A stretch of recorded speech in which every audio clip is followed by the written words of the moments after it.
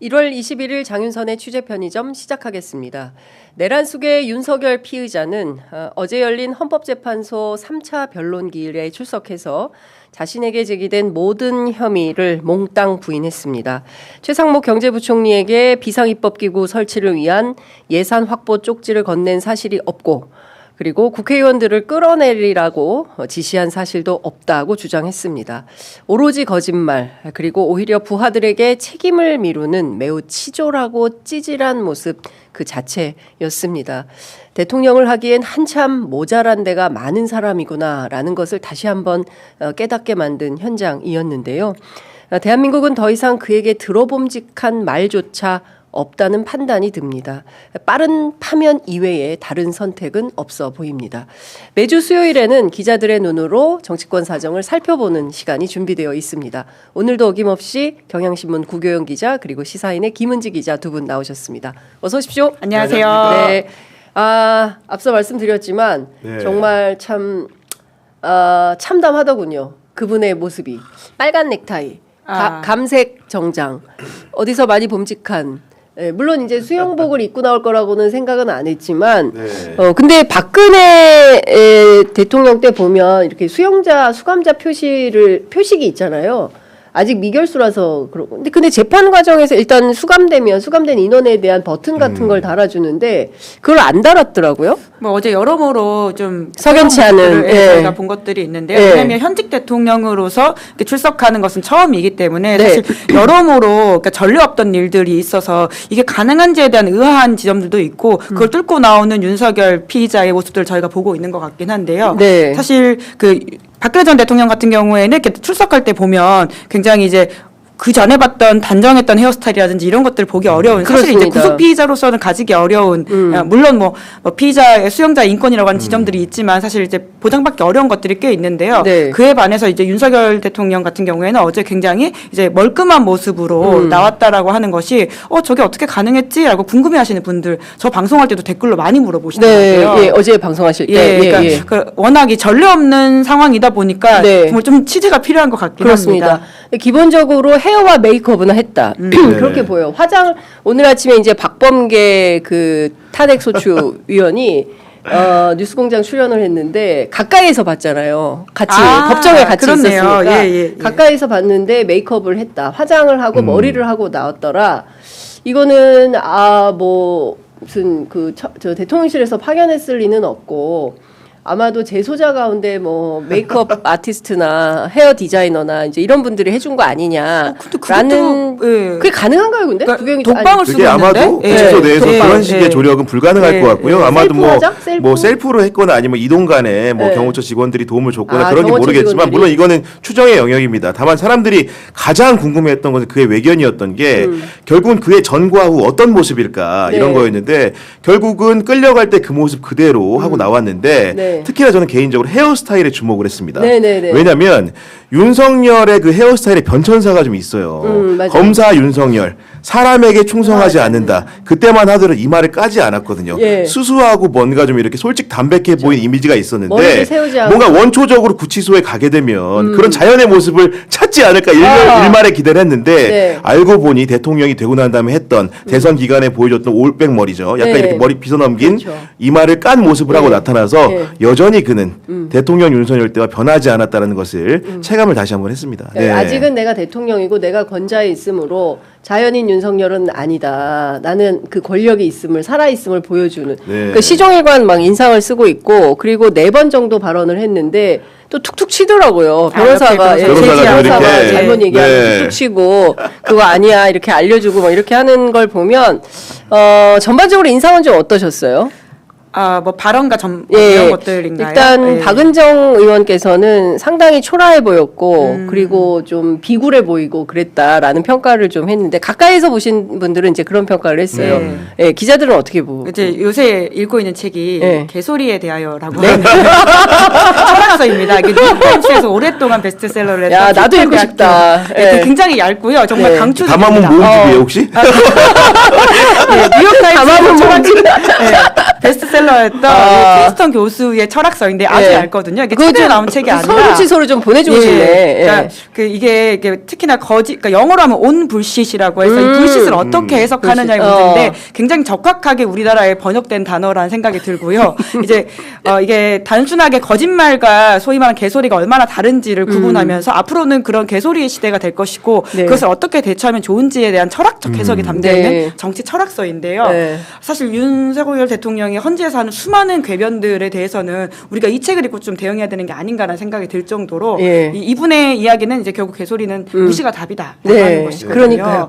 그런 생각을 많이 했습니다. 그 책을 좀 읽어봤으면 좋겠다. 그러니까요. 우리가 오늘 해야 되는 것도 바로 그 개소리에 대하여 얘기를 해야 될 것 같습니다. 정말 철학서입니다. 철학서. 네, 철학서. 프린스턴 대학교 철학과 교수님이 쓴 교수님 프랭크퍼트. 아니 근데 저는 개인적으로 모르겠습니다. 가까이서 본 박은정 의원이나 박범계 의원이나 보면은 뭔가 초라하고 행색이 좀 불편해 보였다고 얘기했는데 영상으로 접한 제가 접한 그의 모습 같은 경우에는 역시 내 얘기할 때 너무 신나 보였다. 왜냐면 자기 주장을 할 때는 뭔가 막힘없이 재소자라는 느낌이 안 들고 위축되지가 않아요. 여전히 내가 이 나라의 권좌에 있고 대통령이다 이런 느낌을 주기에 충분했고 오후 2시부터 1시간 43분간 이제 현재 심판이 진행이 됐는데 그 기간 중에 무려 4차례나 발언권을 얻어가지고 얘기를 한 거지 않습니까? 앞으로 3, 4차, 5차, 6차 변론기일에 어떤 모습이 펼쳐질지 더군다나 증인신문 와중에 자기가 증인신문 하겠다고 나서는 게 아닌지 그런 예고편 같은 느낌을 좀 받았습니다. 충분히 그럴 수 있다고 보는 게 이제 내일 제일 중요한 증인 본인 입장에서는 김용현 전 장관이 나오지 않습니까? 그 지금 포고령을 누가 썼는지 그리고 비상입법기구 쪽지와 관련돼 있는 논쟁이 있고 사실 그것이 내란죄의 가장 결정적인 증거라고 할 수 있는 부분인데요. 그리고 김용현 전 장관의 떠미는 모습들을 지금 계속 보이고 있거든요. 그래서 내일 김 전 장관이 직접 증인으로 나왔을 때 윤 대통령이 신문하겠다고 나설 경우에 그 심리적 압박, 김용현이라고 하는 자가 이걸 어떻게 받아들일 수 있을까가 좀 걱정스러운 면은 있습니다. 네, 그러니까 이제 말씀 주신 대로 두 가지가 핵심인 것 같아요. 하나는 최상목 경제부총리에게 비상입법기구를 설치하기 위한 예산 쪽지를 건넸냐. 그런 사실 없다. 그리고 자 기억이 안 난다. 뭐 이런 식으로 이제 그리고 김용현 장관에게 책임을 미루는 듯한 이런 태도를 보였고 또 하나 중요한 거는 국회의원들 끌어내라고 지시한 적이 없다. 근데 어제 국회 측 탄핵소추위원들이 그 증거로 제시한 CCTV 영상을 보면 모두 16건인데 부인할 수 없는 사실들이 빼곡히 들어가 있는 거 아니겠습니까? 그렇죠. 전 국민이 다 실시간으로 봤어요. 그러니까요. 근데 그는 현장에서 아니요? 저는 너무 뻔뻔하다는 생각 없습니다. 딱 4글자로 얘기했어요. 없습니다. 와, 저는 어떻게 그렇게 그러니까 참 어제 그러니까 우리가 보통 리더들을 보면 그러니까 어떤 거를 책임감 있게 처리하고 헌신하고 자기가 먼저 실천하고 남들보다 먼저 움직이고 이런 리더가 있는가 하면 다 책임을 미루고 다 네가 알아서 해 이런 사람들도 우리 많이 봤잖아요. 그러니까 초창기에 그런 모습인 줄 알고 윤석열 대통령한테 표를 주신 분도 있을 거고 그런 어떤 강단 있는 리더로서의 검찰 시절의 모습을 기억하시는 분들도 계실 겁니다. 근데 지금의 모습들은 사실 김용현 전 장관을 비롯해서 자기 수하에 있는 부하 직원이라고 할 수 있는 사람들 다 떠넘기고 있잖아요. 뭐 네가 가라 하와이도 아니고 그러니까요. 저런 식으로 김용현 전 장관에게 계속 무언가를 떠넘겼을 때 이 이해관계가 상충이 되면서 어느 순간은 이 재수의 딜레마가 깨져가지고 다들 진실을 말하게 될 순간들이 더 자세히 나올 거다라는 생각이 들고요. 그렇게 되면 이제 피의자 윤석열로서는 굉장히 불리한 형사 재판을 맞이하게 될 것이죠. 지금은 이제 헌재지만 비상계엄 사태의 중요 임무 종사자라고 할 수 있는 군 장성들이 진술한 내용들은 이미 12월 3일 비상계엄 당일에 그치지 않고 그 전에 어떻게 모의했는지까지 상당 부분 입증이 돼 있습니다. 예를 들면은 11월 9일에 김용현 국방부 장관 공간에서 저녁을 먹었다는 거 아닙니까? 그 자리에 윤석열 대통령이 있었고 여인영 방첩사령관, 곽종근 특수전사령관, 그다음에 이진우 수방사령관까지 모두 모여가지고 그날 출동태세를 갖추겠다. 대통령이 더 이상 이 시국에 대해서 못 참겠다고 하니까 특별한 방법이 아니고 해결할 방법이 없다. 이런 식의 쿼트 워딩들이 이미 김용현 공소장에 상당 부분 기술이 돼 있습니다. 그런 상황인데 당일에 그런 출동 상황 심지어는 CCTV를 통해서 국회 유리창을 부수는 장면이라든가 아니면 선관위에서 직원들의 핸드폰을 뺏는 장면이라든가 국회의장 공간에 계엄 그 말 그대로 해제하기 위한 의결 이후에도 얼씬거리는 모습들이 찍혔음에도 불구하고 그걸 그냥 아니 이거 자체를 자기가 안 시키면 계엄군이 누가 갑니까 거기에. 아니 말도 안 되는 얘기를 하는 거죠.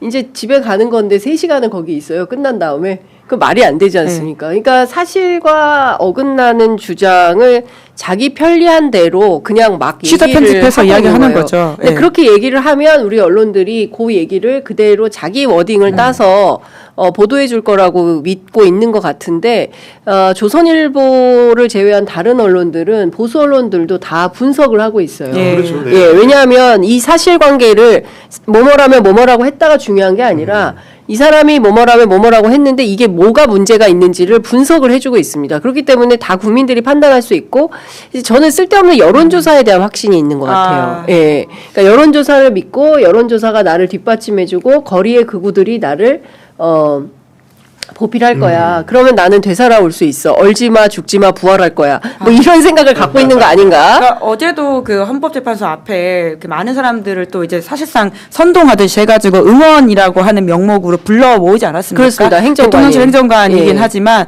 사직서를 냈다고 하지만 사실 네. 대통령실 차원에서의 사과와 그리고 엄단이 필요한 문제지 이거 사직서 받고 넘어갈 일이 아니거든요. 네, 네. 이제 그러니까 결국은 시민사회 수석실이 결부되어 있는 게 아니냐라고 하는 의심을 사게 되는 것들이 있는 건데요. 네. 그러니까 윤석열 대통령은 지금 자기가 헌법재판의 심판을 통해 가지고는 어떻게든 강하게 여론전을 해보고 사실 누가 봐도 이 헌법재판은 망했다라고 하는 게 그 헌법재판관들이 내부치는 심증으로 알 수 있는 것들이잖아요. 이제 그럼에도 불구하고 이 여론전을 통해서 본인이 다음에 어떻게든 뭔가를 도모해보겠다라고 하는 강한 의지를 보이는 것 같고요. 그러니까 그러한 극우의 그림자가 우리 사회에 점점 짙어지고 있다라고 하는 것은 현상적으로 보이게 있는 게 사실입니다. 아니 그리고 그 대통령실이란 데가 지금 보면은 피의자 윤석열의 직무가 정지됐기 때문에 네. 공식적으로 보조하는 역할을 하면 안 돼요. 근데 어제도 보면은 헌재 심판정에서는 윤석열을 보위하기 위해서 대통령실이 여론전을 벌이는 것 같은 느낌을 받는 게 아까 말한 네. 대로 그 행정관 자체가 사직했다고는 하지만은 사람들한테 군중을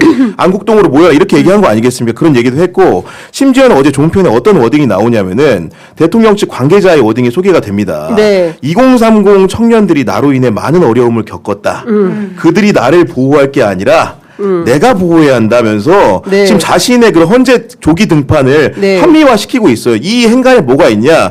결국은 장외 여론전을 통해서 헌재 결론을 바꿔보겠다는 얄팍한 생각이 있는 건데 2030 청년 여러분들이 잘 아셔야 되는 게 네. 서부지법을 침탈했잖아요. 네. 폭도가 돼서 법원 내로 들어갔잖아요. 윤석열이 아무리 이런 얘기를 해준다고 하더라도 그가 범한 건조물 침입죄라든가 재물손괴의 형법상의 죄가 사해지지 않습니다. 그렇습니다. 근데 그런 착각을 유도하면서 뭔가 선동하는 듯한 워딩을 반복적으로 하고 있고 거기에 대통령실 관계자들이 동원되고 있다는 느낌을 지울 수가 없기 때문에 네. 이 부분에 대해 단속이 좀 필요하다고 생각을 합니다. 네, 그렇기 때문에라도 사실은 그러니까 계속 헌법재판, 그러니까 공수처 조사에는 계속 불응하고, 그리고 그 헌법재판소에서는 출석해가지고 자신의 유리한 주장만 되풀이 반복하면서 지지세를 규합해서 살아 돌아오겠다는 이 전략적 계산을 하고 있는 게 너무나 자명하잖아요. 어제만 하더라도 구치소로 바로 간 것이 아니라 네.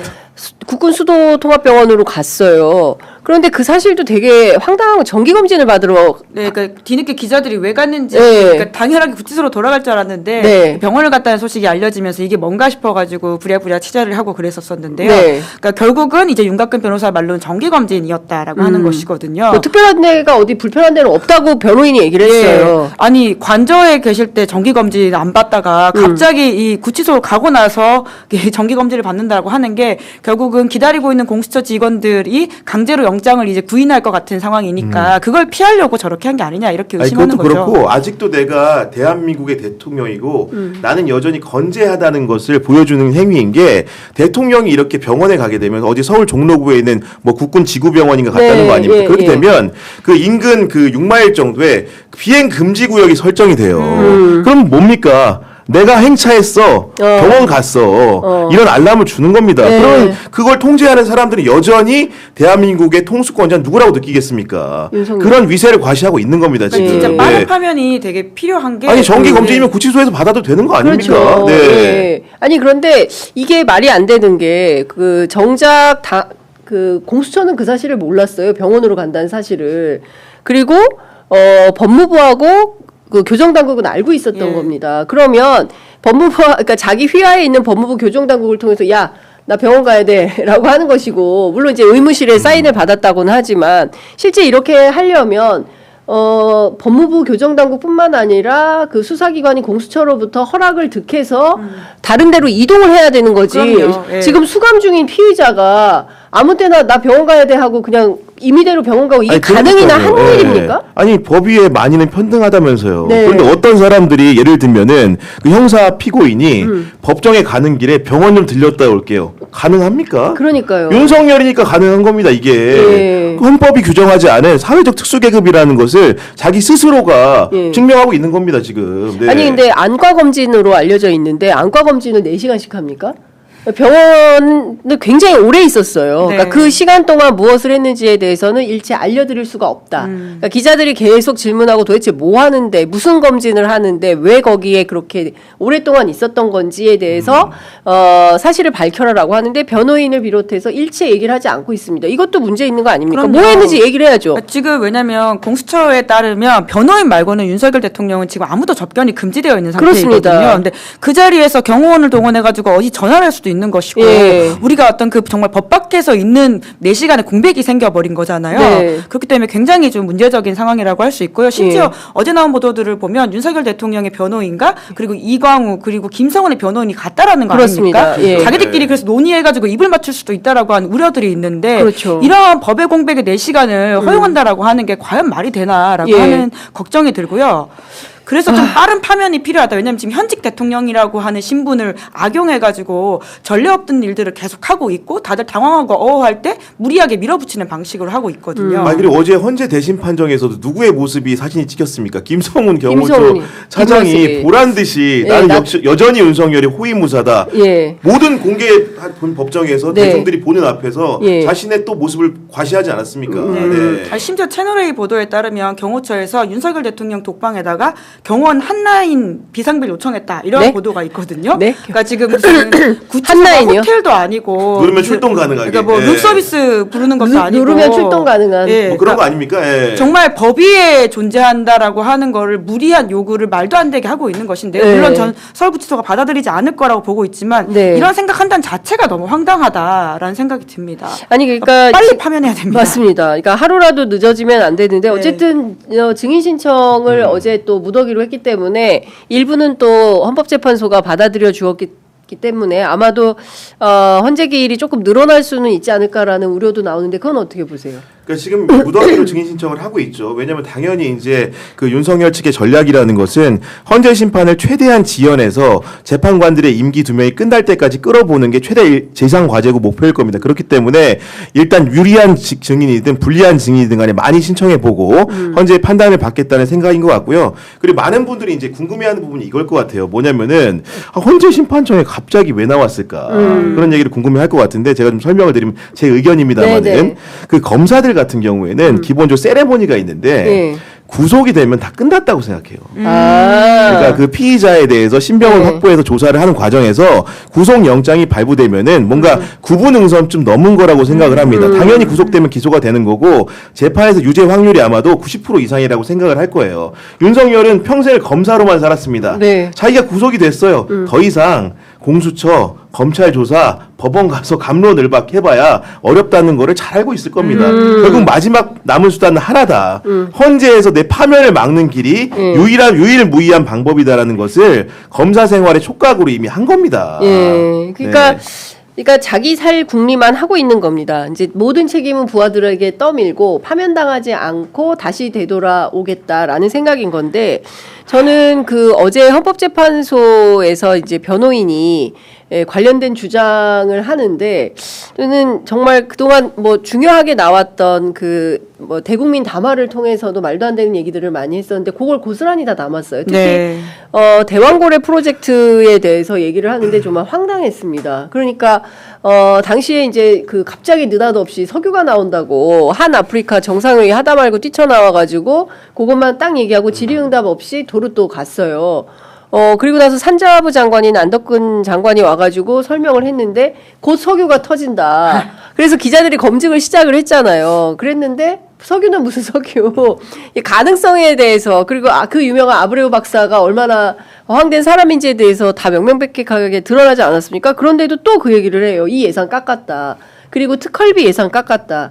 검찰과 경찰 그리고 대통령실 네. 특활비는 다 깎으면서 국회 특활비는 그냥 두었다. 그리고 특경비는 그냥 살려두었다. 이게 말이 되느냐라고 주장을 하면 이게 비상계엄의 이유가 된다고 여전히 믿고 있나 봐요. 어떻게 생각하세요? 저는 개인적으로 이런 행태들 어제 발언들을 보면서 윤석열이라는 사람이 되게 도박사적 기질이 다분한 사람이었구나. 도박사? 실제로 그렇죠. 왜냐하면 네. 대왕고래 프로젝트 국민들이 한국 동해에서 유전이 터질 거라고 생각하는 사람들이 누가 몇 명이나 있- 됩니까? 그러니까요. 굉장히 희박한 확률을 가지고 지금 도박을 하는 거거든요. 네. 부정선거. 예. 발생했을 가능성이 높다고 믿는 국민이 누가 있습니까? 그러네요. 그러나 여전히 본인은 2020년부터 예. 2024년 총선도 역시나 부정선거 가능성이 높다고 생각하는 건데 남들이 희박하다고 생각하는 데만 지금 뭔가 갬블링을 하고 있는 겁니다. 그러네. 그러니까 이런 예. 기질이 너무 보여서 정말 걱정되는 겁니다. 보니까 예. 앞으로도 이제 체포영장에 불응하는 것들 예. 그리고 예를 들면 공수처 조사에 거부하는 것들 네. 대한민국의 여러 가지 확률 문제로 따지면은 가장 불안전한 방법 본인에게도 가장 불이익이 되는 방법을 택하는 것 같은데 인생의 선택 자체가 지금 보면은 뭐 아니면 도의 선택을 스스로에게 강요하고 있고 그런 걸 즐기는 것 같은 느낌이에요. 그러니까요. 윤석열의 삶의 방식을 오랫동안 지켜봐오면 사실 일관된 선택이었다고 볼 수 있는데요. 그러니까 흔히 말하는 이제 구술을 했다라고 하는 그 젊은 시절의 경험이라고 하는 것도 그러한 태도의 연장으로 보이기도 하고요. 그리고 체포되기 직전에 본인이 아주 장황설로 남겼던 그 긴 편지 있지 않습니까? 네네. 그 편지에 보면 이제 본인의 삶에서 세 번째 직무정지를 당했다라고 하면서 스스로 영웅서사를 만들고 맞아요. 있어요. 네, 네. 그러니까 본인이 검사이던 시절에 국정원 댓글 사건에서 직무정지가 됐었고 뿐만 아니라 검찰총장일 때 소위 말하는 추윤 갈등으로 내가 또 직무정지가 된 바가 다 있고 있고. 그리고 대통령으로서 내가 이번에 됐는데 두 번 다 모두가 욕했지만 결국 내가 살아서 돌아왔고 그때 결국은 다 칭찬했다라는 취지의 주장을 하고 있거든요. 네. 그러니까 본인은 지금 이것들이 다 고난의 서사를 겪고 있는 것이고 그 영웅적으로 완성될 것이다라고 하는 믿음 혹은 그런 기대를 가지고 있다고 보이긴 합니다. 예, 그 근데 취지로 사실은 뭐 박근혜 때나 추윤 갈등 때나 언론이 굉장히 많이 도와준 거잖아요. 그리고 네. 스타를 만들어줬고 그러나 지금은 언론들이 아니 비상계엄을 다 봤는데요. 비상계엄을 예, 다 저희가 보고 다 봤는데 총칼은 아니 그리고 예, 비상계엄도 비상 안 굉장히 봤지만, 놀라웠지만 저는 119 그럼요. 예, 예. 그 이를테면 폭동. 예. 예. 서부지법 폭동 사태는 이거는 대한민국 역사에서 못 보던 거예요. 해방 전국에는 있었을지 그럼요. 모르겠지만 그때 정치 깡패들이 나타나가지고 다 때려부시고 이랬었지만 그 이후로 특히 87년 민주화 이후에 한국에서는 그런 현상은 없었습니다. 그런데 어디 법원에 가서 난동을 부리고 물론 이제 집회 과정에서 서로 충돌하거나 네. 이런 것은 있었지만 법원에서 저런 일은 없었던 거거든요. 그렇기 때문에 제가 보기에는 판사들이 가장 많이 지금 불안에 떨고 있을 것 같기도 하고 예. 그리고 이거는 빨리 끝내지 않으면 큰일 나겠다라는 판단을 그럼요. 할 것 같다라는 생각이 좀 들어요. 12.3 개헌만큼 사실 엄중한 상황입니다. 그렇습니다. 119 폭동 예. 정말 아니 심각합니다. 사실은 예. 그리고 피고인들이 가장 피해야 될 게 사법부에 대한 비난이에요. 맞아요. 근데 보면은 지금 계엄령 할 때부터 보면은 그 비상조치라는 것에 내포되어 있는 것이 법원의 활동을 정지시키는 겁니다. 그리고 체포 대상 중에 판사 이름도 거명이 됩니다. 네. 그러더니 계속 선전선동을 일삼다가 결과적으로는 119 폭동까지 가서 그쵸. 정말 사상 초유, 이건 뭐 헌정사상 처음이라고 말하기도 이제 부끄러울 정도인데 네. 법원 외벽을 부시고 심지어는 7층에 있는 영장판사방을 기어 올라가서 찾아보고 문을 부시고 안에 들어가 또 기기를 파손하고 그러니까. 다행히도 그 차은경 부장판사가 7층에 안 있길 망설인 네. 것이지 간발의 차이로 법원에 있다가 만약에 그들에게 만났다고 생각해 보십시오. 네. 얼마나 참혹한 결과가 빚어졌겠습니까? 그렇습니다. 근데 이런 사법부에 대한 그 폭동이라든가 폭력행위 자체를 피고인이라면 당연히 바라지 않을 것 같은데 이것조차도 네. 본인에게 뭔가 영웅서사를 만들고 김은지 기자가 얘기한 대로 유리한 국면으로 갈 수 있다는 맹목적 환상을 갖고 있는 것 자체가 그렇습니다. 범인이 아니다 진짜로 진짜 범인이다 이분은 그러니까 네, 진짜 아니 예. 근데 이런 생각이 드는 겁니다. 그러니까 그 119 폭동 과정에 그럼 도대체 배우는 누구냐, 예. 누가 조정했느냐. 어제 이제 장경태 더불어민주당 의원이 석동현 변호사 예. 얘기를 했어요. 근데 물론 이제 본인은 전혀 그 사실에 뭐 부합하지 가짜뉴스다 않는다, 이렇게 가짜 뉴스다 주장하고 이런 있죠. 주장을 하고 있는데 실제로 장경태 의원실에 제보한 제보자가 또 굉장히 불안해하고 있는 거예요. 예, 왜냐하면 혹여라도 이게 또 단전될까봐 정치판들이- 예, 그런 것도 있고요. 그리고 또 한 측면에서는 지금 그 경호처 문제도 매우 심각한 건데 네. 김성훈이 돌아오지 않았습니까? 그러니까요. 돌아와서 지금 당시에 불복종했던 경호관들을 향해서 업무 배제, 직무 정지를 하면서 불이익을 주고 있고 고통을 좀 주고 있는 거죠. 그러니까 지금 프레임이 바뀌고 있는 거 아닌가에 대한 불안감을 느끼는 네. 분들이 상당히 많은 겁니다. 그러니까 빠른 수사가 필요한 것인데 네. 결국 그때 검찰이 영장을 돌려보내면서 이 집행이 안 되게 되겠잖아요. 김성훈조차도 본인이 영장이 나올 거라고 생각을 하고 휴대폰 놔두고 갔다고 하는데 네. 이 사람이 인신구속을 하지 않은 상황이고 다시 업무에 복귀하게 되니까 그 안에서의 정말 정의롭게 자기의 어떤 상황들을 이야기해줬던 그 경호원 직원들이 불안해하고 있는 거 아닙니까? 지금 입틀막 당하고 있다는 거잖아요. 그렇죠. 그리고 그 김성훈 차장 같은 경우에는 비화폰 관련해서 증거인멸 지시한 네. 것도 지금 나오지. 아니 지금 나오고 있는 부분들이 그거지 않습니까? 단순하게 그 윤석열의 몸빵이 아니고 쉽게 네. 얘기하면은 네. 지적 능력까지 대리했다는 게 그 네. 중요한 순간에 네. 비아폰에 나왔던 수방사령관이라든가 뭐 특전사령관이라든가 방첩사령관과 윤석열의 통화를 네. 말 그대로 쉽게 하면 가리기 위해서 담당자한테 전화해 삭제 지시를 했다는 그러니까요. 거죠. 그런 얘기들은 뭐냐면은 이 사람이 단순하게 무장하고 무력으로 경호하는 걸 이상으로 네. 뭔가 물리적인 행위 이상의 조력을 윤석열 대통령에게 하고 있는 게 아니언가라는 의심을 네. 충분히 할 수 있는 부분이라고 생각을 그렇습니다. 합니다. 네. 그렇기 때문에 일단 공수처 조사에 성실하게 임해야 돼요. 아니 본인 스스로도 검사 출신이고 법조인 출신 아닙니까? 그러면 최소한의 도리로라도 물론 뭐 그런 걸 기대하냐마는 해야 되는데 안 하고 있습니다. 공수처장 방금 전에 이제 속보가 나왔는데요. 대통령은 사법부를 존중해야 한다. 오늘 중으로 최대한 강제 구인하겠다. 네, 도어 스태핑을 했더라고요. 근데 이제 중요한 것은 지금은 공수처에 대한 비판이 중요한 게 아닌 것 같습니다. 공수처 수사에 응하지 않고 있는 아니, 그렇죠. 윤석열의 네. 무소무리한 태도 이거가 정말 심각한 거고 강제 구인에 협력해야 되는 거죠. 근데 보면 교정 당국도 조금 이상해 보여요. 뭔가 그러니까 지금 여러모로 네. 그러니까 이 피의자 윤석열의 신분에 대해서 굉장히 많은 사람들이 혼동을 하고 있는 것 그렇습니다. 같은데요. 지금 윤석열이라고 한 존재는 법을 어겨가지고 심지어는 11전 11패라고 하는 제목이 나기까지도 했어요. 본인이 문제 제기했던 수많은 법적 쟁점과 절차에 대한 것들이 다 기각이 돼가지고는 여기까지 온 사람이거든요. 그런데도 이 법무부 교정당국에서 아직도 현직 대통령이라고 하는 환상에 쓰여서 지금 판단을 제대로 못한다라고 한다면 이것은 굉장히 좀 문제적인 상황이라고 볼 수 있죠. 네. 근데 이렇게 공수처의 끝까지 조사에 응하지 않으면 그러면 어떻게 되는 겁니까? 이제 검찰에서는 빨리 넘기라고 하는 거 아니겠습니까? 네. 수사는 넘겨서 자기들이 조사는 하겠다. 그런데 공수처의 수사 기록은 받지 않겠다. 이런 이중적 태도를 또 보이고 있어요, 검찰이. 근데 정말로 검찰이 이게 상당히 정말로 이건 말은 안 되는 여러모로 말이 안 되는 상황이에요. 네. 아까 본원적으로 말씀하셨지만은 그 윤석열 대통령은 신분이 피의자입니다. 네. 그리고 심지어는 그냥 불구속 피의자가 아니고 구속 피의자예요. 심지어 모든 절차를 다 거쳤습니다. 체포영장도 발부되는 기이한 현상을 거쳤습니다. 네. 근데 그럼에도 불구하고 여러 가지 구인의 요건이 충족해 있죠. 수사기관은 응당 조사를 해야 될 의무가 있는 것이고요. 네. 근데 이거를 요리조리 피하고 오늘은 헌재 변론 기일도 없잖아요. 그렇습니다. 나와서 당당히 얘기하면 되잖아요. 예. 그리고 예를 들면 주말이라도 조사 받겠다고 얘기하면 되잖아요. 그런 얘기들을 아예 안 하고 있는 것이고 아마도 검찰에 가더라도 제가 보기에는 현재까지 그 행태를 봤을 때는 조사를 안 받을 겁니다. 아까 말한 것처럼 구속이 되는 순간 네. 더 이상 형사 절차는 자신에게 끝났다. 무용하다. 더 이상 여기서는 다툴 여지가 없다라고 예, 판단했을 예. 거기 때문에 예. 내가 권력을 찾고 돌아가서 살 수 있는 방법은 유일하게 헌재에서 징계 절차인 파면을 피하고 내가 복귀해서 모든 것을 거느리는 방법밖에 없다라는 그런 상황적 판단을 본인 스스로는 내린 게 아닌가 싶고 그랬기 때문에 원래도 헌재 심판정에 출석하게 되는 그 시점 같은 경우에도 원래는 설 이후라는 얘기가 많았어요. 나오더라도 매번 나온다는 것도 아니었고 그런데 네. 갑자기 119 폭동이 일어나고 네. 뭔가 지금 형사법정에 설 상황들이 생기다 보니까 그 전에 상황을 뭔가 유리하게 이끌어 가야겠다는 판단이 들었고 이제 매번 나오겠다고 네. 하는 거 아니겠습니까? 예. 뭐 오늘 아침 한겨레 보도를 보니까 이제 2030 청년들이 이제 극우의 맨 앞에 서서 폭도가 돼버린 이런 상황을 이제 진단하고 르포 기사를 썼던데 윤석열 스스로가 자기가 극우의 전사가 돼가지고 저 청년들하고 연대해서 뭔가 새로운 자신들의 비전, 트럼프식 환상 이런 걸 갖고 있는 것은 아닐까요?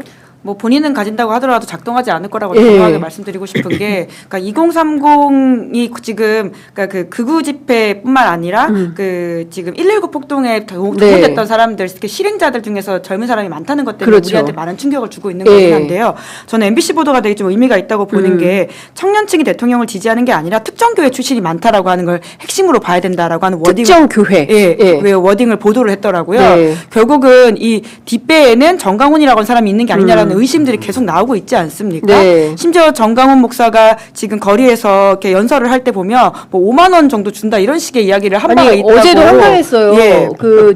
광화문 집회 오실 여학생 찾습니다. 예. 이런. 예. 이제 그런 식으로 그러니까 2030 전반의 여론이 아니라 이제 그런 식으로 동원된 사람들의 이야기들이 과다대표됨으로써 그렇게 보이는 면이 좀 있어 보이기도 하고요. 실제로 지금 뭐 한국갤럽이라든지 MBS가 대통령 지지율을 하고 있는 건 아닌데 그 국민의힘 지지율이라든지 이렇게 보수층 지지들을 보면 2030이 그렇게 막 유달리 튀거나 이러지 않습니다. 오히려 계속 문제되는 여론은 네. 70대 이상. 70대 이상이다. 이라고 네. 볼 수 있습니다. 지역별로도 그렇고, 근데 예. 다만 이 보수가 정말 과표집되고 있어요. 그러니까 이것은 뭐 데이터로 확인이 되는 거니까 각 그 여론조사 기관에서 배포하는 자료를 보면 보수와 중도가 상당히 많이 그 응답을 하고 있고, 진보의 응답자는 전반적으로 낮다. 전체 1000개 샘플에서 300개가 안 되더라. 200 몇 개 정도더라. 근데 이거를 이 자체만 가지고 분석을 할 거냐? 뭐 그거는 아니겠죠. 뭐 다양한 다층적인 분석이 필요하겠지만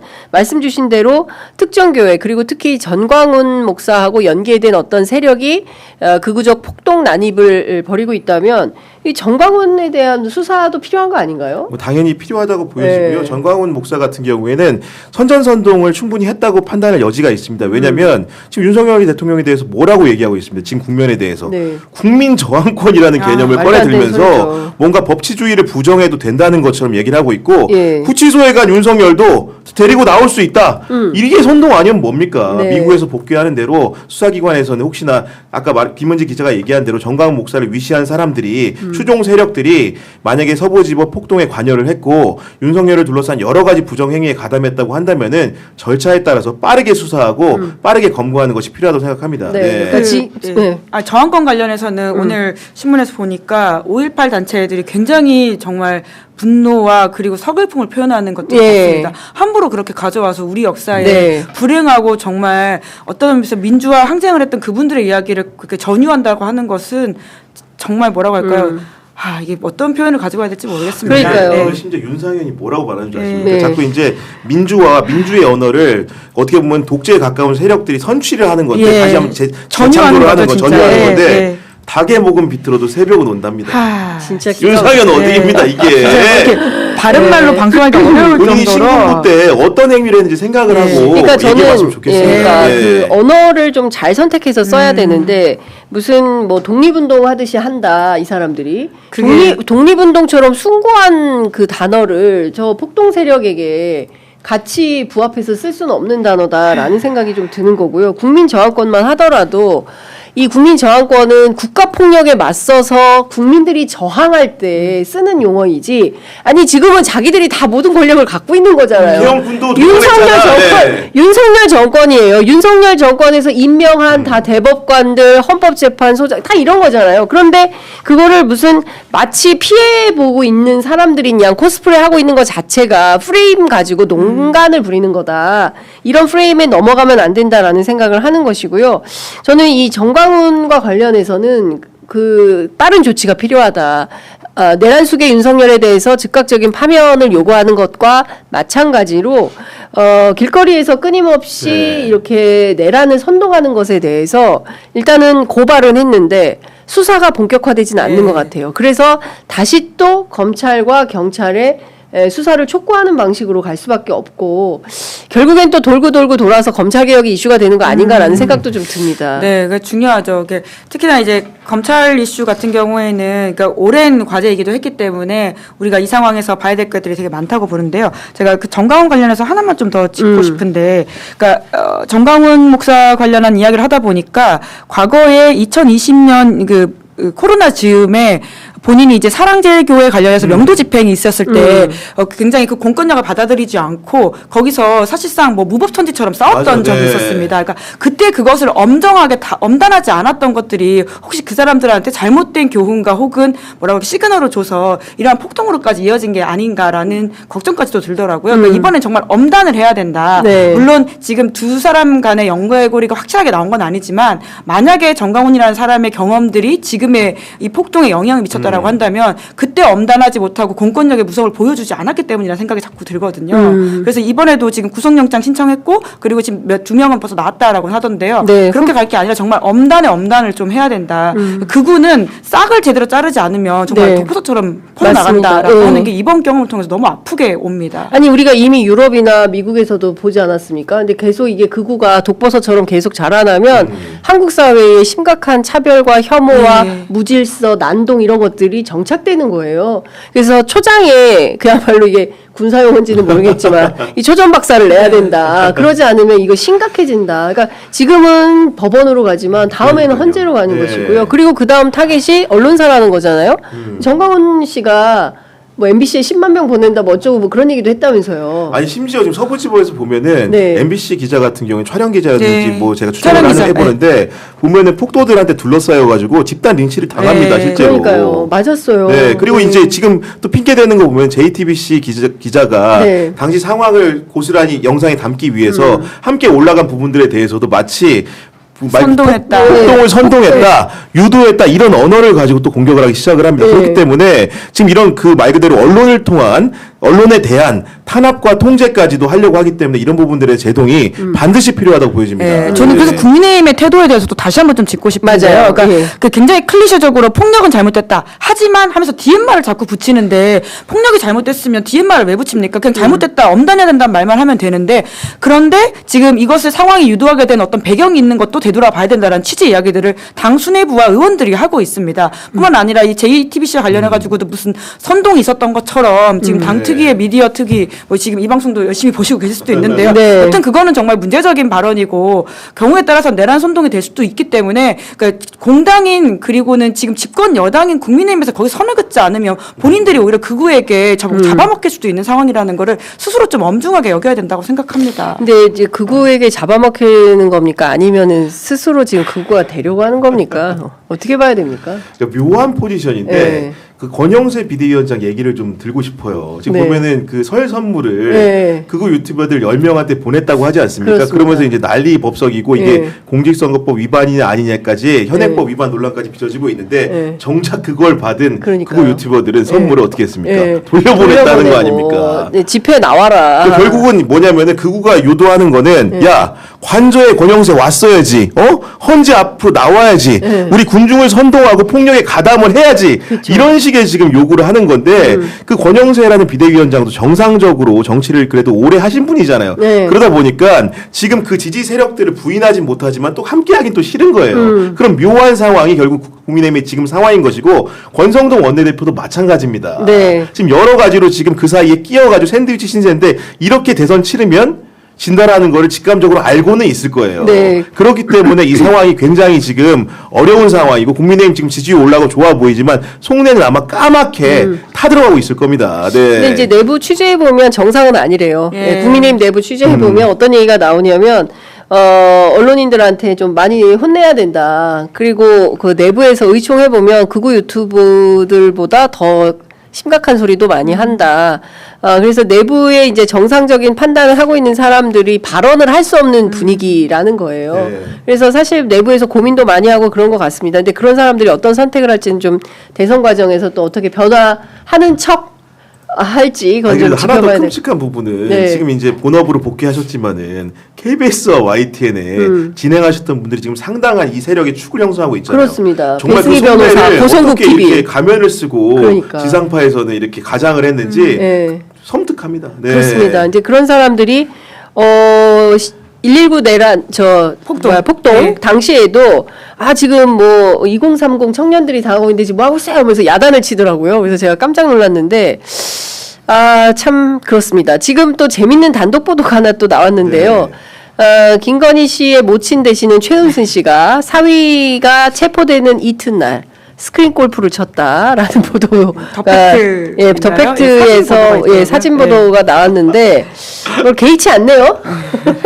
본인도 한번 갔다 왔잖아요. 별거 아니야, 괜찮아 이런 생각을 할 수도 있고 물론 이제 네. 주장입니다만은. 네. 뭔가 견딜만 해. 뭐 이런 거예요. 이게 네. 사실은 이럴 때일수록 뭔가 좀 이렇게 몸가짐을 조심하고 밖에 외출도 삼갈 것 같은데 그런 부분들은 제약이 없다라고 한다는 게 도대체 어떤 정신 상태에서 어떤 생활을 하고 있는 건지 믿기지가 않습니다. 솔직히 말씀드리면. 네. 이제 이 가족의 행태가 어떤 것인지가 좀 그대로 드러나는 이런 상황인 것 같습니다. 그러니까 별로 그냥 각자 사는 건지 어떤 건지 알 수는 뭐 사진 없지만 보니까 네. 빨간 옷은 입고 갔네요. 예, 이제 드레스 코드는 맞춰주었다. 전 이 기사에서 가장 좀 눈여겨봤던 건 마지막 부분이긴 한데요. 그러니까 계엄과 관련되어 있는 고리로서 이 윤 대통령의 장모와 관련된 부분을 써놓은 건데요. 그대로 읽어보면 추미애 더불어민주당 의원은 지난 15일 윤석열 정부의 비상계엄 선포를 통한 내란 혐의 진상규명 국정조사특별위원회에서 윤 대통령의 장인 행사를 하는 인물이자 최 씨와 사적관계 또는 경제공동체인 김충식 씨를 그 노상원 전 사령관이 2015년에서 2016년 사이에 후원했다. 이렇게 주장을 하면서 결국 윤 대통령 처가도 이번 내란 사태에 개입되어 있다라고 본다면서 무관하지 않다. 이런 주장했다는 거거든요. 네. 그러니까 이게 좀 심상치 않아 보인다라는 지점이 좀 국조특위에서 네. 밝혀야 되는 게 아닌가라는 생각이 들더라고요. 그러니까 여러 가지로 얽히고 설켜 있는 수많은 이슈들이 정말 실타래처럼 묶여 있는데 결국에는 공식적인 수사기관에서 검찰이 됐든 공수처가 됐든 이 내용을 밝혀내야 되는데 완전 비협조하는 태도로 나서면서 결과적으로 진실이 규명되는데 어려움을 겪게 한다면 근데 그 자체도 참 심각한 문제가 되는 건데 윤이라는 사람은 협조할 생각도 없고 네. 그래 보인다라는 생각이 좀 드는 겁니다. 자, 이 얘기 좀 해보겠습니다. 앞서 이제 김성훈 우리 경호처장 얘기를 좀 아까 했었는데요. 지금 내부가 상당히 어려운 거지 않습니까? 그런데 이제 그 김성훈, 이광호 뭐 이런 사람들에 대해서 경찰이 추가로 영장을 재청구한다거나 이런 소리는 아직 안 들리는 것 같아요. 아직은 없는 것 같습니다. 근데 왜 이러는 거죠? 저는 이것도 좀 이야기가 어려워요. 만약에 이제 반려됐으면 그 즉시 바로 재청구해서 김성훈을 체포하겠다는 어떤 적극적인 수사 의지를 표현해 줘야 되는데 지금은 좀 그런 게 안 보인다. 네, 사실 그러니까 공무집행 방해이지 않습니까? 세 차례나 불렀는데 오지 않았으면 법 위에 있는 자라고 봐야 될 것 같은데요. 네. 그럼에도 불구하고 이런 식으로 지금 자유롭게 본인이 다니면서 그 안에서의 입틀막을 하고 있다라고 하는 것은 굉장히 내란이 계속되고 있다라고 하는 걱정이 이어질 수밖에 없는 상황입니다. 그래서 엄정한 수사가 좀 필요한데 경찰이 지금 이제 검찰에게 막혀 있다라고 하는 자절감 때문인지 아닌지 모르겠지만 검찰에서 다시 맡기더라도 다시 신청을 해야죠. 아마도 근데 뭐 증거인멸에 공모한 부분들이라든가 이런 것들 의혹을 밝히기 위해서는 추가적인 소환 조사가 불가피하기 때문에 네. 영장 재신청을 위한 수순 쌓기라고 저는 개인적으로 생각을 하고 조금만 기다리면 아마도 영장을 다시 신청하지 않을까 싶고 김성훈 차장의 가장 큰 문제는 뭐냐면 우리가 예를 들면 학교 폭력이 발생을 했다고 쳐봅시다. 가해자하고 피해자는 최소한 분리는 해야죠. 그러면 맞아요. 사실 이 부분에 대한 권한은 최상목 권한 대행이 경호처를 대행으로서 지휘를 해야 됩니다. 그러면서 피해자들의 가해자인 그 이광우라든가 김성훈이라든가 김신 같은 사람들하고 분리될 수 있는 여건을 만들어줘야 되는데 그런 부분들에 대한 조치를 1차적으로 취하지 않고 버젓이 놔두고 있다는 점이 가장 큰 문제라고 생각을 하고 사법기관의 수사라는 것은 피할 수 없게 되었고 어차피 지금 김성훈의 머릿속에는 윤석열과 운명 공동체적인 인식이 있을 거기 때문에 결국은 더 강하고 강렬하고 이상한 방식으로 투항을 할 거라고 생각을 합니다. 네. 근데 저는 이거를 그냥 우리 법질서가 용인하고 있는 것 자체가 저는 이해할 수가 없다라는 생각이 좀 드는 겁니다. 말씀하신 대로 한 교실 안에 지금 가해자 피해자가 짝꿍으로 앉아 있는 꼴 아니겠습니까? 그러니까요. 네. 그러면 이 피해자가 생활을 할 수가 없는 거 아니겠어요? 그런데 그걸 그냥 그 공권력이 방치를 하는 거 아니겠습니까? 그런 측면에서 보면 최상목 권한대행이 뭐 하고 있는 거냐 다시 묻지 않을 수가 없어요. 거부권 행사하고 계십니다. 뭐 하고 있는지를 물어보신다면 거부권 행사하고 있어요. 어제도 세 건에 대해서 법안에 대해서 거부권 행사했죠. 예. 이분 왜 이러세요? 그러게요. 그러니까 기자들은 어떻게 평가합니까? 이 최상목 대행의 이런 행태들에 대해서. 그러니까 뭐 적어도 헌법재판관, 그러니까 3명을 다 임명했었어야 되는데 뭐 거기도 사실 근거가 없는 이야기긴 하지만 그래도 헌재재판관을 임명함으로써 이 탄핵 절차 출발시켰다는 데는 저는 의미가 있다고 보긴 하는데요. 그럼에도 불구하고 하는 행태들이 지금 굉장히 헌법의 엄중함을 모르고 있다. 그리고 이 상황의 엄중함을 전혀 모르고 관료적으로 눈침을 보면서 지금 이쪽 저쪽 줄타고 있는 것 같은데요. 지금 그럴 때가 아닙니다. 지금 우리 헌법의 위기이고 공동체의 위기라면 엄단을 하고 제대로 이거 중심 잡아야 된다고 생각합니다. 그리고 이제 우리가 올림픽 경기 보면 신기록 경쟁을 하잖아요. 네. 지금 사실은 사회가 문민화된 이후에 거부권이라는 게 거의 사문화돼 있었는데 지금 이 정부에서는 너무나 많이 하지 않습니까? 그 한덕수가 세운 기록을 거기 위에 또 이제 그 그 권한 대행인 최상목이 또 쌓고 있는 거죠. 그러면서 뭔가 거부권 행사를 신기록 경쟁하듯이 하는 분위기가 정말로 처참하지 않습니까? 이 상황 자체가. 이런 상황을 바로 잡아야 되는데 더 걱정되는 부분이라는 것은 가장 이 사태의 핵심이고 종결을 지을 수 있는 내란죄 특검법에 대해서도 그 민주당 아니라는 게 결국은 전부 다 양보한 것이나 다름이 없습니다. 왜냐하면 외환죄 수사도 뺀다고 했죠. 선전성동도 뺀다면서요. 그러면 이제 쉽게 얘기해서 앙상한 가지만 남은 특검법안을 제출했는데 여기에 대해서도 여야가 합의하지 않았다는 이유로 또 거부권을 행사한다고 한다면은 최상목 대행이라는 사람은 도대체 왜 존재하는가? 네. 누구를 위해서 정치를 대행하고 있는가라는 생각을 안 할 수가 없습니다. 네. 그러니까요. 근데 이 최상목 대행이 진짜 딱 이렇게 목에 걸린 가시처럼 남아 있는 것 같다. 그러니까 여기서 최상목을 탄핵하고 다음으로 넘어갈 거냐, 아니면은 지금 있는 국무위원들을 싹 다 탄핵할 거냐. 그러기에는 시간이 너무 흘렀다. 여기에서 대충 파면될 때까지는 기다리고 가야 된다. 여러 가지 정치권 내부에 이제 그 고민과 가설들이 돌아다니는 게 사실인 것 같습니다. 실기한 측면이 저는 있어 보여요. 그렇죠. 예. 네. 그런데 이제 이후의 과정을 그러면 파면될 때까지 이제 2달 정도 있을 건데 그 사이에 얼마나 또 많은 소란이 있겠습니까? 네.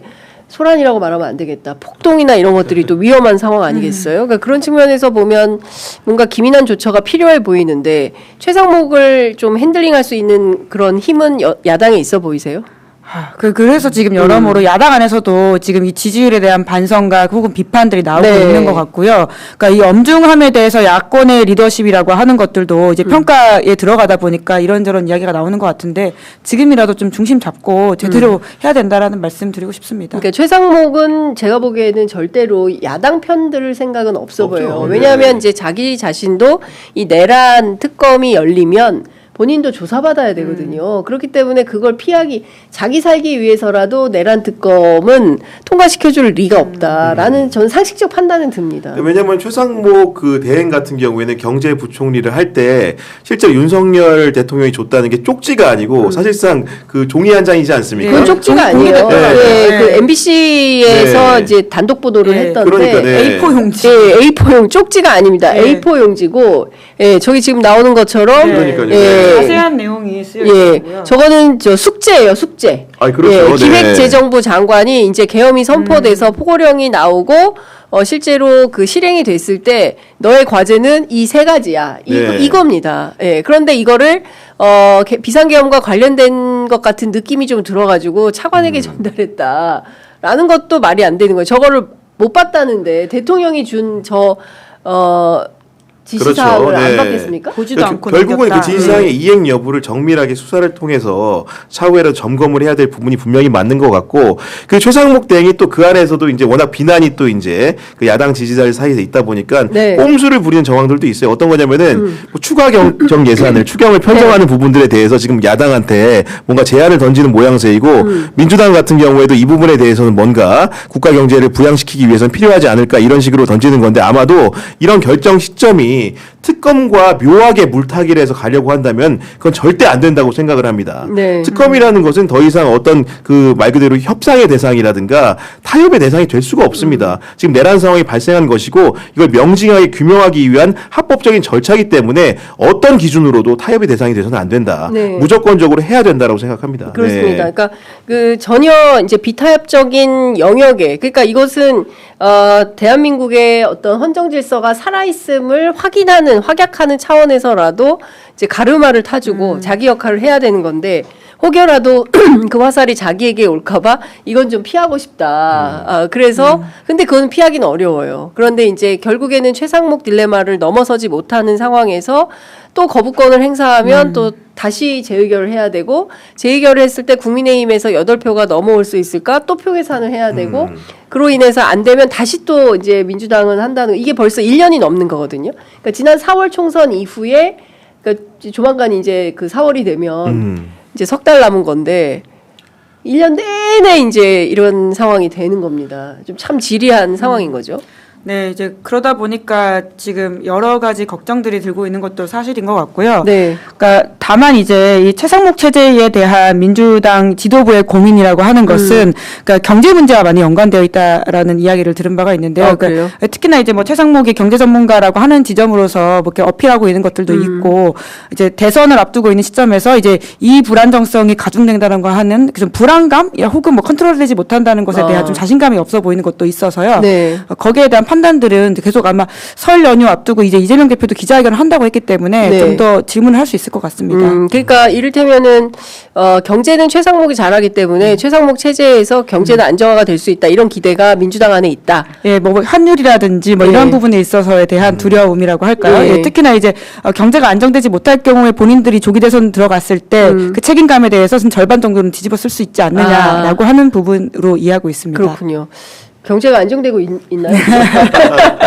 좀 경제가 트럼프 안정이 안 때문에. 되기 때문에 네. 지금 뭔가 지금 이렇게 추가로 네. 예산 집행이 필요하다는 얘기도 나오는 것으로 보이고 결국 그것 자체도 환상일 수 있습니다. 경제 관료가 반드시 그 집권할 때 뭔가 네. 안정적으로 경제 운영이 될 거라는 것 자체가 환상일 수도 있고 결국 그걸 통해서 해야 될 일을 못 한다면 그것만큼 또 잘못된 건 없습니다. 그렇습니다. 그렇기 때문에 민주당 같은 경우에도 지금 너무 눈치 보고 못한 일들이 많은데 강단 있게 해야 될 부분에 대해서는 최상목을 만나서 항의하고 이런 일들도 좀 공개적으로 좀 했으면 좋겠어요. 그러니까 그런 부분들을 안 하다 보니까 지지자들 입장에서는 도대체 뭐 하고 있는 건지 이 상황을 그냥 손 놓고 방관하는 것은 아닌지 이런 의심이 자꾸 따리를 트는 거거든요. 그렇기 네. 때문에 그런 부분들을 해소하고 일관할 수 있는 방식을 좀 강구해 달라, 고민해 달라는 요구가 있을 수밖에 없을 것 같습니다. 네. 그러니까 이를테면 이런 것 같아요. 이것은 이제 진보 보수의 문제도 아니고, 그러니까 자꾸 진영 논리로 그 국민의힘에서는 이걸 가져가 민주당 때문에 이렇게 한 거예요. 결국에 비상계엄은 민주당 때문에 한 거더라고요. 이재명 대표 때문에 한 거고 윤석열의 주장을 종합해 보면, 근데 그게 아니지 않습니까? 이것은 상식과 몰상식. 제가 어제 이제 정치비상구에서도 말씀드렸지만. 이게 합법과 불법의 문제이고요. 상식과 몰상식의 문제인 겁니다. 이게 뭐 진보 보수가 어디 있습니까? 그럼요. 그러니까 그런 이상한 프레임으로 끊임없이 이제 상황을 면탈하고자 하는 건데 그 정도는 국민들이 다 판단을 한다는 거예요. 그리고 이제 특히 중도 같은 경우에는 특별히 정치에 큰 관심이 없는 네. 분들은 이 상황이 너무 싫은 겁니다. 불안하니까요. 그래서 이 상황을 빨리 끝내는 정치의 유능함. 예? 이런 걸 좀 보여달라는 게 핵심인 것 같아요. 그런데 중도라고 하면 마치 중간자적인 태도를 취하는 것이 중도인 것이냐 이렇게 좀 오판하고 있는 것은 아닌가 우리 정치권이 네네. 이제 그런 생각도 좀 드는 겁니다. 시간이 다 돼서 이제 마무리를 해야 되는데 이것 좀 여쭤볼게요. 어제 제가 참 가관이었다라는 네. 생각이 좀 드는 거였는데 마지막 한마디가 이런 거였습니다. 대한민국의 국회와 언론이 초갑이에요. 대통령보다 훨씬 갑적 위치에 있습니다. 입틀막 당하는 갑도 있나 보죠?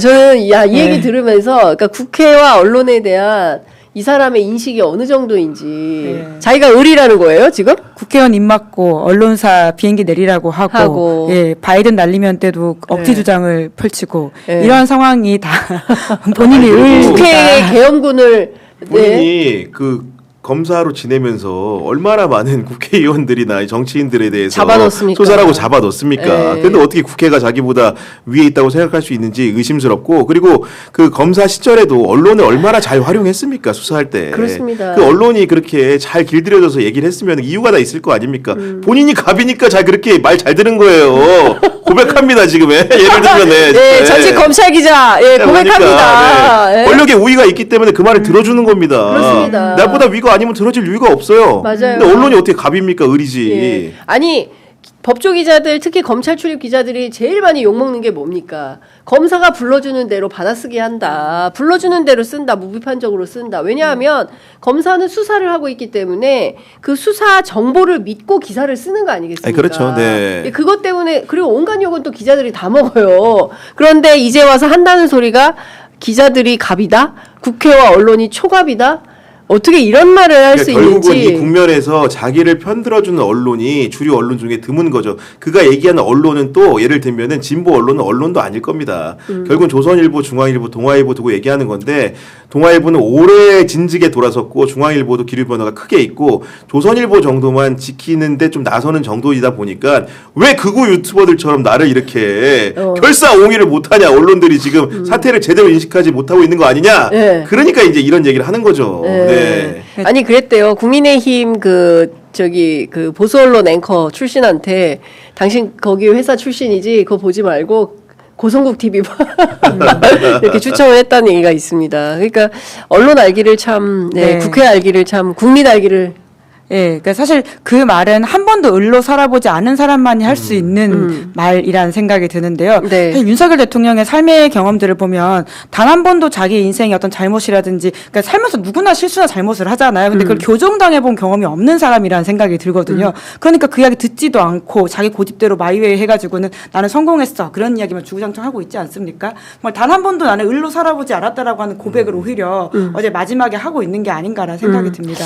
끊임없이 자유주의 신념으로 살아왔다고 주장을 합니다. 자유민주주의가 뭔지도 잘 모르는 거 아닌가 싶어요. 자유민주주의 이꼴 그냥 내 맘대로 내 멋대로, 그러니까 이승만식 자유당을 생각을 하는 건지, 그렇지 않고서야 어떻게 이렇게 몰지각한 소리를 하는 건지, 저는 그것도 그 신념을 굉장히 네. 강조하는 거는 한편에서는 그래서 공수처에서 확신범이다 이런 표현을 썼나 이런 생각도 좀 들었어요. 그러니까 그 자유민주주의에서 본인의 자유만 있는 거 아닙니까? 그렇죠. 타인의 자유는 침탈해도 되고, 내가 생각하는 내 상식대로의 민주주의를 재구성하고, 네. 그 민주주의라는 것이 결국 어떻게 나타났습니까? 결국은 폭동으로 나타났잖아요. 그런 것들을 정당화하는 수단으로 쓴 자유민주주의, 이거는 공허한 이념이죠. 사실 네. 그러니까 이제 최근에 유시민 작가 책을 봤는데, 유시민 작가 책에 보면 윤석열은 한 번도 속인 적이 없다 이런 말이 있거든요. 그러니까 왕자를 쓰면서 우리한테 이미 본인의 생각을 보여줬었다. 하지만 그 선거 과정에서 이제 그것이 이제 적극적으로 도출되지 않으면서 유권자 판단을 되지 않은 건데요. 그러니까 본인은 충분히 보여줬다라는 생각이 그런데 들기도 합니다. 자유민주주의가 아니고 절대 왕정이다. 이렇게 해답을 제시했는데 네, 우리들이 못 알아듣는다. 왕정이랑 왕정국가라고 그러네요. 해. 진짜 손바닥에 왕자 쓰고 기차에서 다리 올리고 그리고 전두환이 구두쇠로 5.18 빼고 정치 잘했다. 이런 주장을 한 바가 그렇습니다. 있거든요. 그런 측면에서 보면 우리 언론이 정말 그 똑바로 검증해야 된다. 제대로 검증해서 이런 사람 대통령 되면 네. 되는지 안 되는지 그 역할과 임무가 훨씬 더 중요해졌다. 저는 최근에 그 국민의힘 권영세 비대위원장이 극우 유튜브를 향해서 대한언론 저기라 얘기했죠. 권성도 의원이 얘기했죠. 네. 대한언론이라고 얘기해서 정말 제가 참담함을 느꼈습니다. 예. 미국 극우파의 워딩을 닮아가는 것 같아요. 그대로, 예. 결국은 미국은 그 16 사태를 제대로 엄단하지 못하고 오히려 16 사태를 감쌌던 공화당 의원들은 다 제거 돌아오고요. 그 비판했던 사람들이 떨어졌습니다. 그것이 베이스가 되어서 트럼프의 재선이라고 하는 정말 거대한 백래시를 지금 맞이하고 있고, 돌아온 첫날 1,500명 폭도들 사면해줬습니다. 그러니까요. 우리가 그것에서 굉장히 큰 교훈을 삼아야 됩니다. 그렇습니다. 엄단해야죠. 맞습니다. 그 김은지 기자님 마지막에 정말 중요한 말씀 해주셨는데, 반마가 관료 1,000명을 해고하고 의회 난입한 1,500명을 사면하는 트럼프 시대를 우리가 어제부터 맞이하게 됐어요. 그리고 오늘 아침 조간 일제히 보도하는 대로 핵보유 국가로 김정은을 인정했습니다. 초대장 보낸 겁니다. 이후에 어떻게 될지 우리가 똑바로 보고 정말 제대로 된 질서를 잡아야 되겠다. 우리도 질서를 좀 잡자. 이런 생각이 좀 들었습니다. 우리도 뭐 핵보유 좀 하면 되겠네. 야, 요즘 이거 큰일 납니다. 네. 자, 오늘 두 분 말씀은 여기까지 듣도록 하겠습니다. 네. 말씀 잘 들었습니다. 고맙습니다. 네, 감사합니다.